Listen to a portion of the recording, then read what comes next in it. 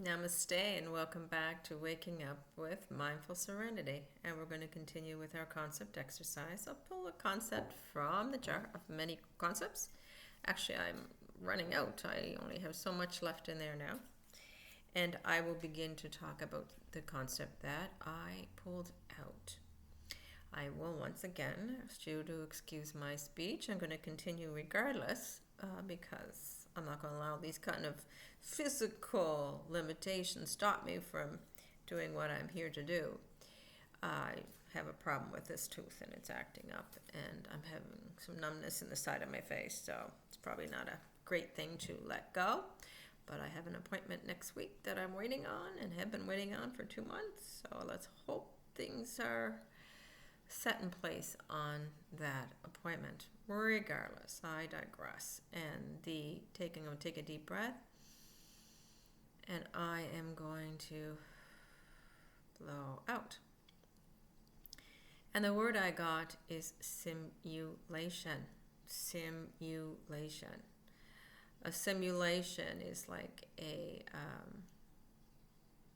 virtual reality. It is a creation of a virtual experience that is not actually happening, but it simulates that experience. And when we're talking about spirituality, because that's what these terms tend to speak to, we're talking about probably Thomas Campbell's work on the idea that all of our experience as consciousness is a simulation, right? The world we experience is a simulation. It is a creation of the mind. And if you've watched the shows, the series, the movie series, The Matrix, of course, they were walking in and out of a simulation. And I like the way that Michael Singer refers to it as one of his recent podcasts, and I wish I could give you the name, but I do know that it has virtual reality in the name, or VR in the name, meaning virtual reality. We have a tendency, he shows that we have a tendency to get lost in this virtual reality, believing that to be who we are, and we fail to be in the body, in the moment, in the self, with a capital S, when we are lost in our virtual realities. And so that, of course, what you see in the virtual reality is a simulation. I had the experience on New Year's, I think. My brother-in-law had a virtual reality thing she put on your head, and I was walking on the moon, and I was in with the dinosaurs, and they were popping out in front of me, and it was quite real. And I know when you're putting that on, you can't hear the people. When you're walking in that world, you don't hear the people talking behind you. You don't hear what else is going on. You're really not in your own body. You lose sensations of what your body is experiencing until that dinosaur pops out, and then you feel your heart beating. But regardless, that it was a very virtual reality experience. It was a simulation. It wasn't real, but it seemed so real when I was in it. And the more and more they do these simulations, the more and more real they seem to get. So you can lose your sense of what is real and what is not. And dreaming at night, of course, is also a form of a simulation, we think.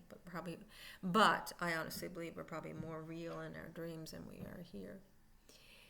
Regardless, what happens in a simulation is that we tend to lose contact with the truth. We are no longer in our bodies, first of all, so we're not embodied. And Dr. Sue Morter, in her book, The Energy Codes, and in her presentation, speaks a lot about this need for embodiment before we can progress spiritually. We need to be in our bodies. We need to be, first of all, aware that we're standing off the ground we're standing on. When I had that VR thing on my face and looking at the dinosaurs, for example, I was walking through grass and trees. I was actually standing on a cold kitchen floor, but I've lost all sense of that. But we need to bring ourselves back to where we really are in this moment in time, and to the physical body, and re-embody ourselves in this experience. When we bring ourselves back into the body, we bring ourselves back into the energy body, back into the prana, the breath. And one great way of bringing us back into the body is that focus on prana, or breath. So yoga and pranayama can help us, hatha, the asanas, and pranayama can help us bring us back into the breath and into the moment, so that we are here and now.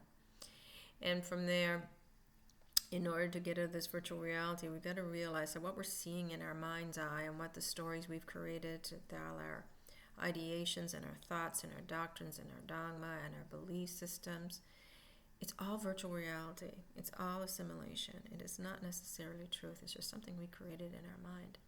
This person I identify as me is just a simulation. It's just a self-concept. Concepts are simulations. They are not the reality of what is.